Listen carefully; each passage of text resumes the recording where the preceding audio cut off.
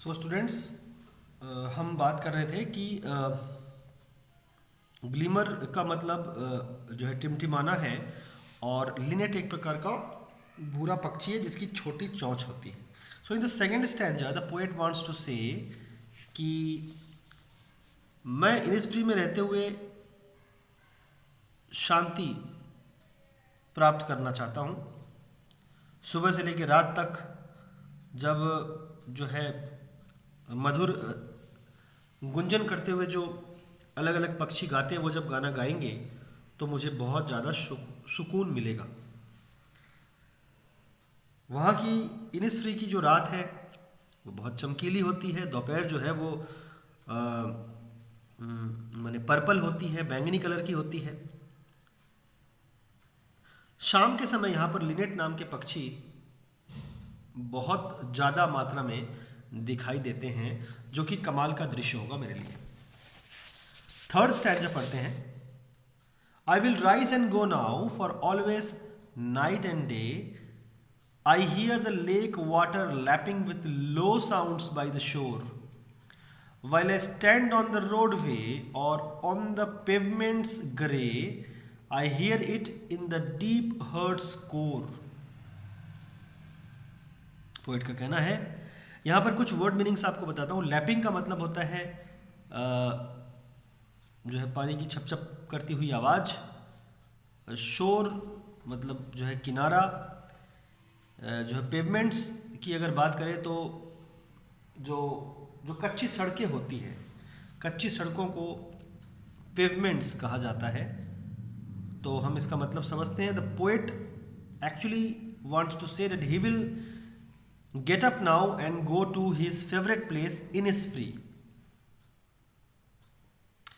He desires so much for the place that even while standing on the roadway or on the raw roads, that is pavements in the city, he thinks of only his favorite place. Poet कहता है कि वह उठेगा और Innisfree जाएगा। वह Innisfree को इतना ज़्यादा पसंद कर रहा है कि वो सड़क से पैदल इनिस्फ्री के बारे में ही सोच रहा है।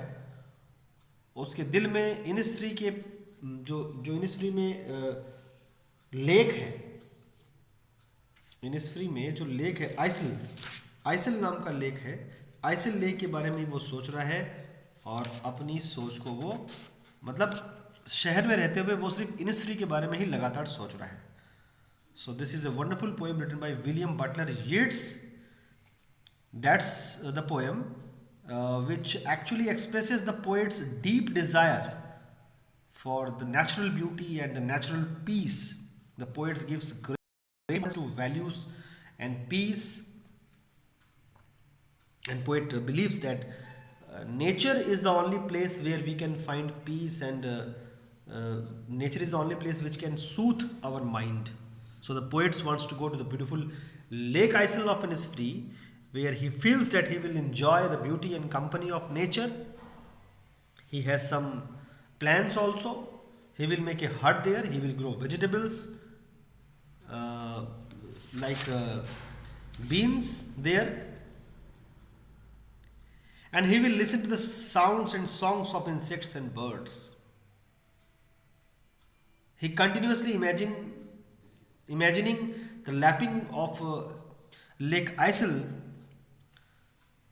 from the core of his heart while being in the city, while being in the boring city.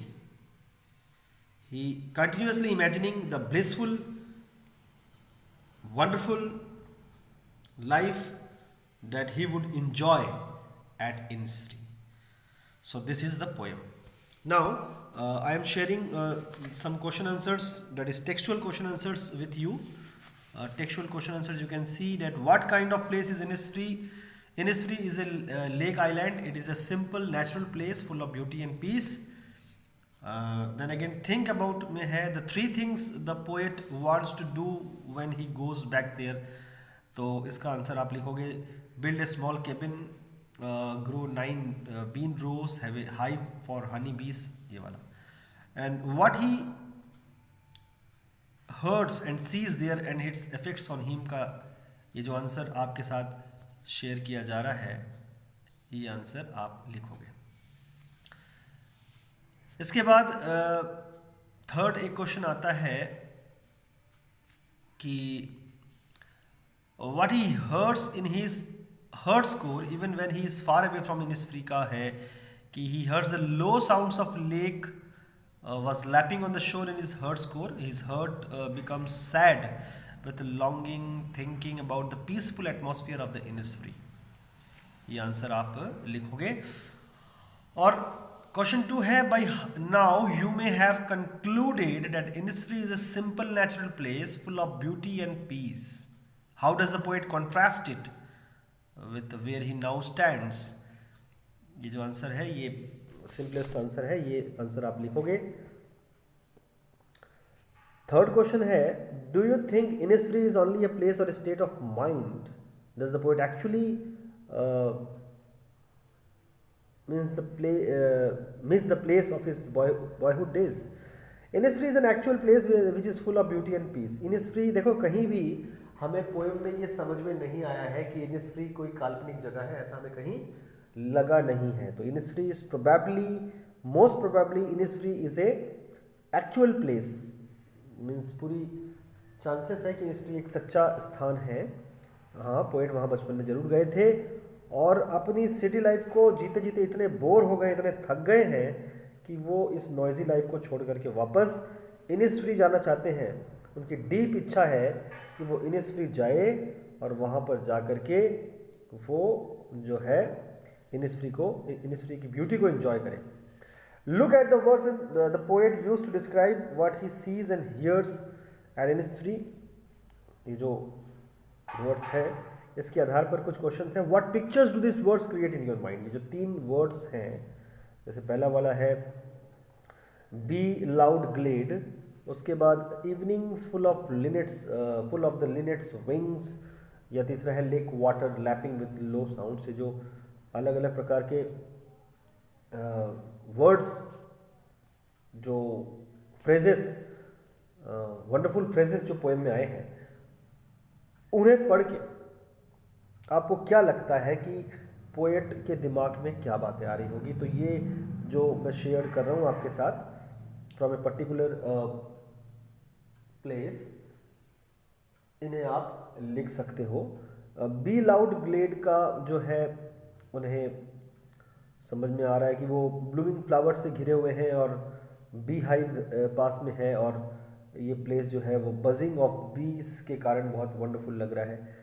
Evenings full of the linnet's wings का आप लिख सकते हो कि लिनेट्स ऐसे पक्षी होते हैं जो शाम को घर लौटते हैं, अपने घोंसलों में लौटते हैं और वो आसमान में जब मिलते हैं तो बहुत ज़्यादा संख्या में एक साथ अक्सर होते हैं।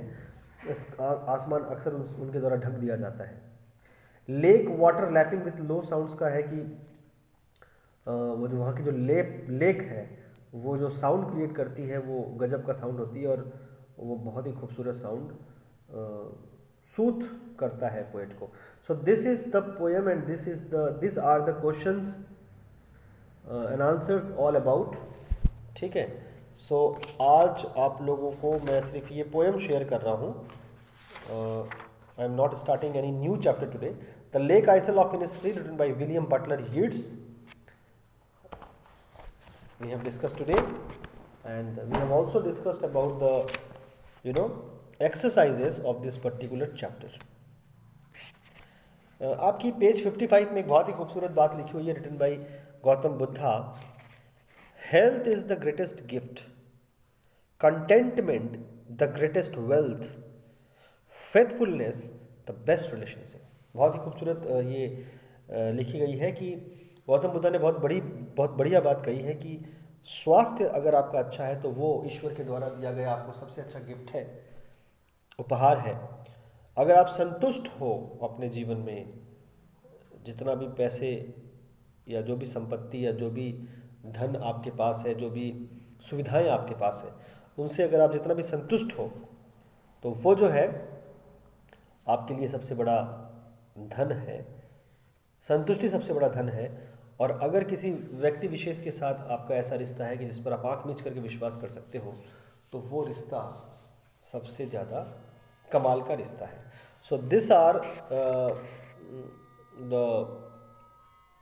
This is the greatest one of the great saying of Gautam Buddha, कि स्वास्थ्य सबसे बड़ा उपहार है, संतुष्टि सबसे बड़ा धन है, और विश्वास सबसे बड़ा, माने किसी पर विश्वास कर सकते हो, विश्वास पात्रता किसी भी रिलेशनशिप को बनाए रखने की सबसे बड़ी ज़रूरत है. सो स्टूडेंट्स, आज के लिए इतना ही. अगली क्लास में हम लोग the snake and the mirror, which is chapter 5, ये आपका हम शुरू करेंगे अगली क्लास में. That's all for today. Stay at home, stay safe, and thank you very much.